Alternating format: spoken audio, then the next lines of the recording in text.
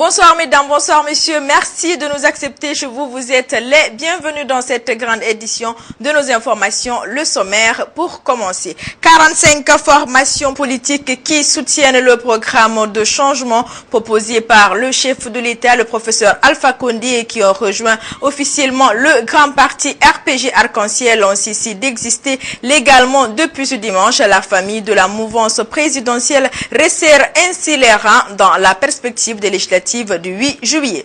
Une annonce pour le moins surprenante, le PUP, l'ancien parti au pouvoir et qui se réclamait jusque-là du collectif des partis politiques pour la finalisation de la transition, se dit prêt à aller aux législatives à la date du 8 juillet comme annoncé par la CENI. Cette annonce a été faite hier dimanche à la faveur des festivités des 20 ans de création du parti du défunt président, feu général Lansana Conté.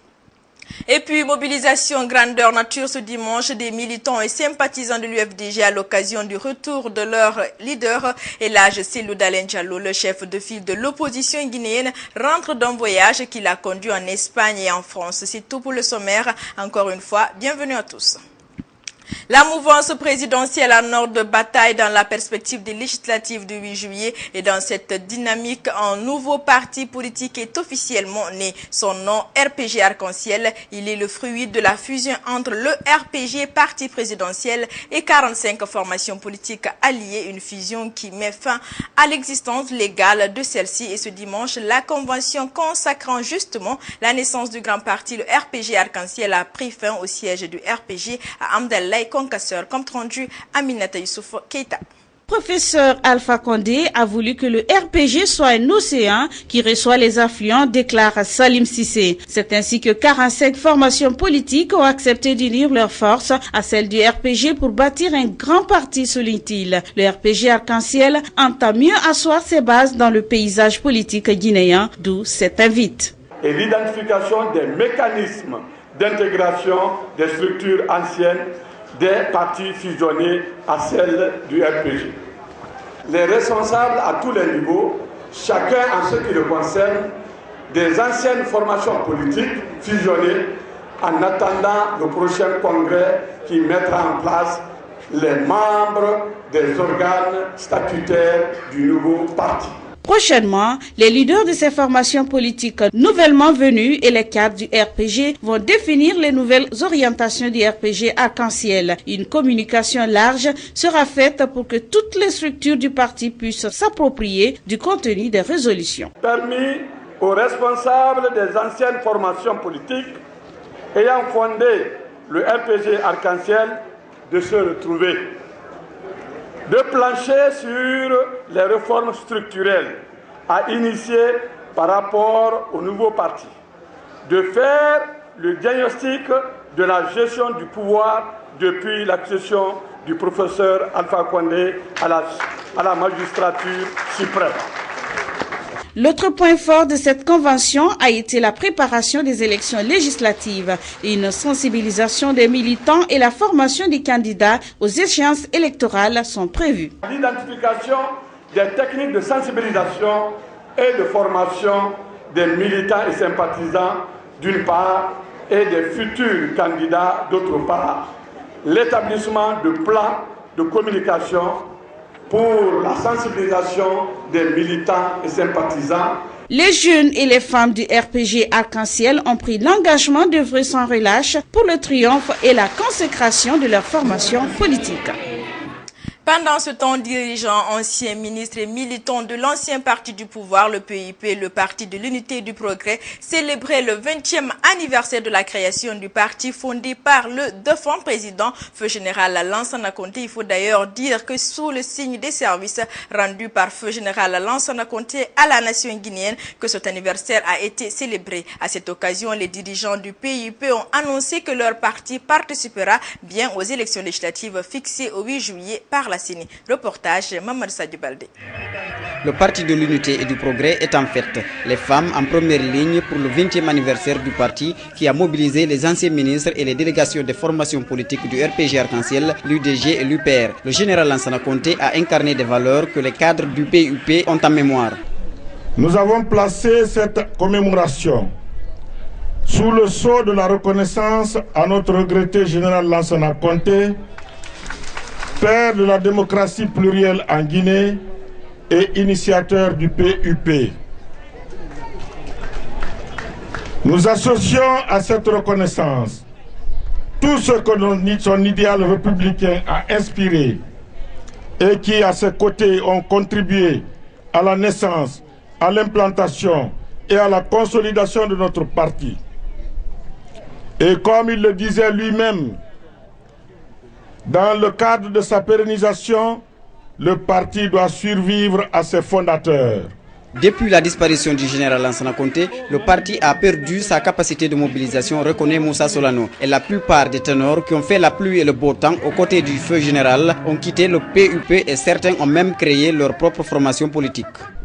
Les militants de circonstances qui avaient artificiellement gonflé les rangs du parti ont de façon factice provoqué des défections dans le cadre d'un véritable nomadisme politique érigé aujourd'hui en pratique de loisirs dans notre pays. La situation politique du pays préoccupe Moussa Solano. Il invite les acteurs à la retenue et à la sérénité pour que règne la paix sociale. Pour les prochaines consultations électorales, le PUP est sans équivoque. Notre parti plaide pour la modération et toutes les attitudes qui concourent à mettre la nation une et indivisible au-dessus de tout.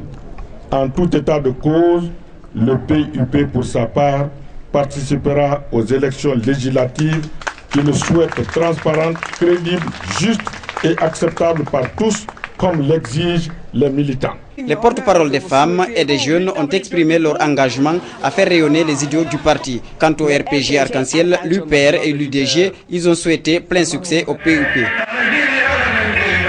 Elhadji Cellou Dalein Diallo, le leader de l'UFDG, de retour à Conakry. Le chef de file de l'opposition guinéenne s'est d'abord rendu en Espagne sur invitation des fédérations de son parti dans ce pays. Il y a tenu 2 meetings. Il était ensuite en France où il a rencontré les militants de son parti, des militants auxquels il a expliqué l'intention de la CENI de ne pas associer les Guinéens de l'étranger au choix de leurs députés lors des futures élections législatives. Ce dimanche, grande mobilisation des militants de l'UFDG pour accueillir leur champion. C'est un public reportage signé Bassouleymane.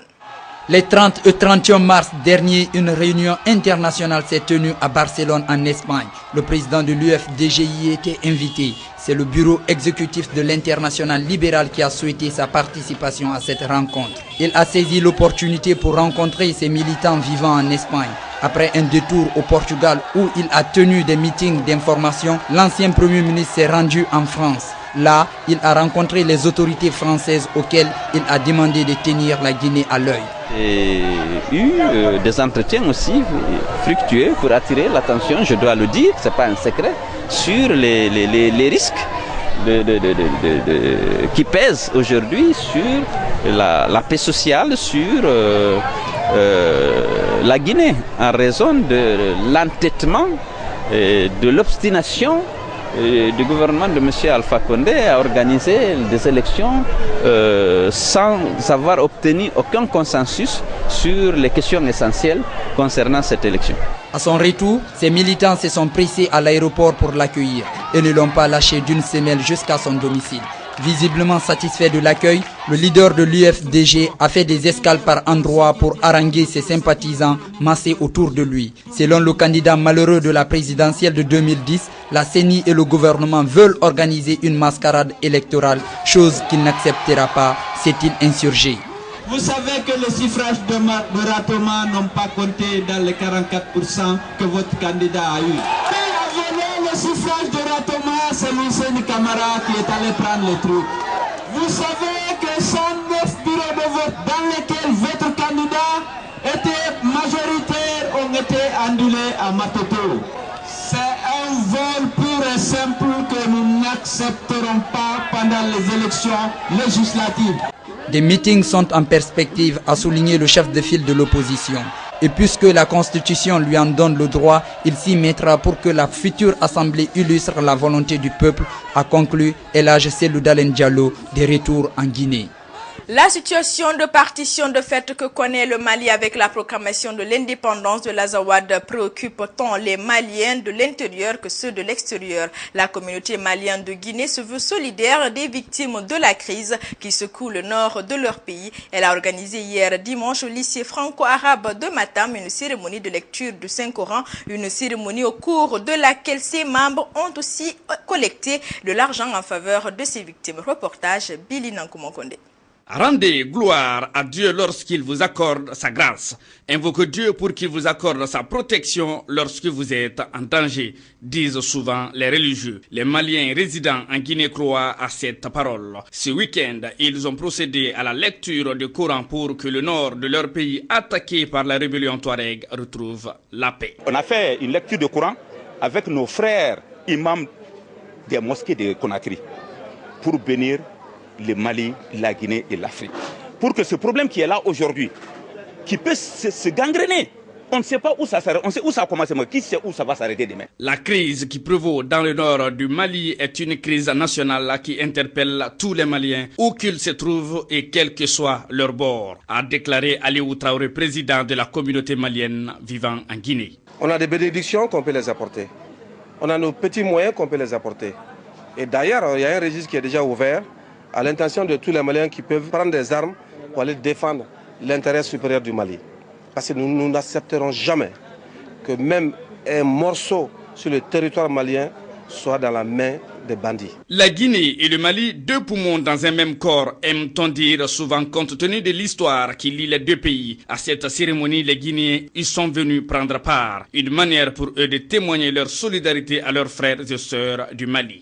La création, si cela arrivait, de l'Azawad créerait un précédent dangereux qui se déclencherait et qui provoquerait la déstabilisation de l'ensemble des pays africains. Le message que je veux adresser aux pays occidentaux est qu'on ne peut pas à la fois soutenir la démocratie et encourager l'instabilité. La communauté malienne vivant en Guinée a lancé à cette occasion une campagne de mobilisation d'argent et d'autres biens, une manière pour elle de matérialiser sa volonté de venir en aide aux victimes de la rébellion Touareg. C'est officiel, depuis ce week-end, le complexe scolaire Lucie Bangourassi à Antanor dans la commune de Matoto est désormais la première école associée à l'UNESCO. Une délégation de la Commission nationale guinéenne par l'UNESCO s'y est rendue samedi pour concrétiser cet acte. C'était à l'occasion d'une cérémonie qui a réuni encadreurs et élèves de cet établissement. Reportage Ella Joumar Bari. Les écoles associées à l'UNESCO sont des écoles qui existent dans les pays membres de l'ONU qui prônent, vulgarisent et diffusent les idéaux de l'UNESCO à travers l'éducation, la science et la culture. L'école associée UNESCO est une école qui se bâtit, qui travaille sur 4 piliers. Le premier pilier, c'est apprendre à connaître. Le deuxième pilier, c'est apprendre à être. Et le troisième pilier, c'est apprendre à faire. Et le quatrième pilier, c'est apprendre à vivre ensemble. Le vivre ensemble. Vous pouvez avoir toutes les connaissances. Vous pouvez avoir votre savoir. Mais il faut intégrer la société, l'interculturalité. En retour, après cette demande formulée par cette école d'être associée, la direction se dit prête à partager les idéaux de l'UNESCO et s'emploie à les mettre en pratique par la conduite d'activités relevant de ses compétences dans les domaines de l'éducation, de la science et celui de la promotion de la paix. Nous avons eu l'idée d'écrire à l'UNESCO afin d'être partenaire au niveau des écoles associées. Alors, qu'est-ce qui nous a poussé? Parce que nous avons constaté ici que ce n'est pas seulement les études, mais il y a aussi la culture, il y a aussi ce qu'on appelle le divertissement. Alors, l'idée qui nous a poussé ici à rencontrer l'UNESCO, quelque part, nous voulons mettre ici les enfants dans les activités, c'est-à-dire ce qu'ils apprennent dans les classes et qu'ils puissent mettre ça en pratique dans la vie courante. Et à partir d'aujourd'hui, nous sommes avec l'UNESCO et ils vont voir de quoi le groupe scolaire Lucie Bangoura est capable en plan de projet, les micro-projets des petites activités régénératrices.